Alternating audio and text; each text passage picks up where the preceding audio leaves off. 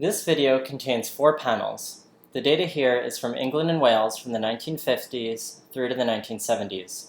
Looking at the leftmost panel, the dots are color-coded by year, and where each year is along the vertical axis shows the number of non-measles infectious disease deaths in children for that year.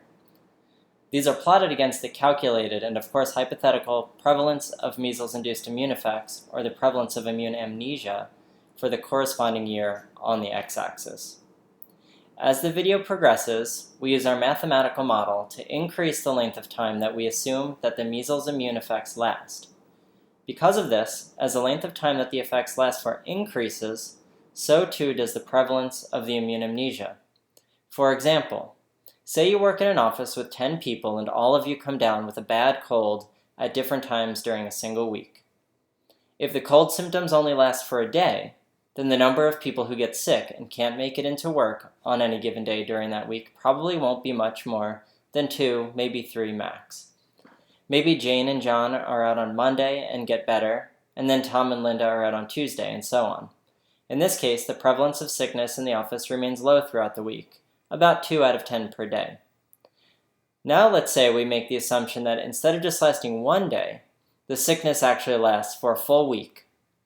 In this case, by Friday, the prevalence of sickness would be very high. In fact, it might even be 10 out of 10, or 100%. Jane and John are out on Monday and have to stay out for the rest of the week, so on Monday the prevalence is 2 out of 10. But then Tom and Linda are out on Tuesday, and then they too have to stay out for the rest of the week. Now on Tuesday the prevalence is 4 out of 10, but by Friday the office would have to close down for the day because everyone would be out, and the prevalence would be 10 out of 10. In this way, as the duration of the effects of an illness increase, so too does the prevalence of that illness in a population. In the case of the measles data here, if we look at the panel that is second to the left, the duration of time that we assume that the immune effects last for is shown by the placement of the red and blue dots along the horizontal axis in this panel. Where the dot is along the vertical axis of this graph represents the strength of the association between the number of deaths and the prevalence of immune-amnesia that is shown in the leftmost graph. This is known as the R-squared. A perfect association would have a value of 1 on this vertical graph.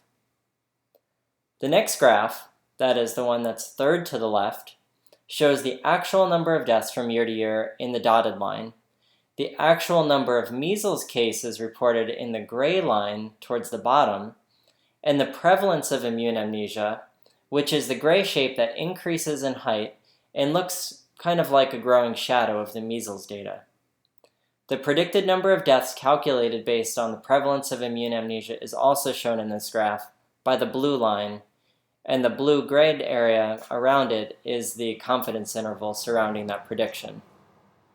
Finally, in the rightmost graph, the moving line shows the proportion of measles-infected individuals who would still have immune-amnesia as the average duration of time that the immune effects are assumed to last for is increasing.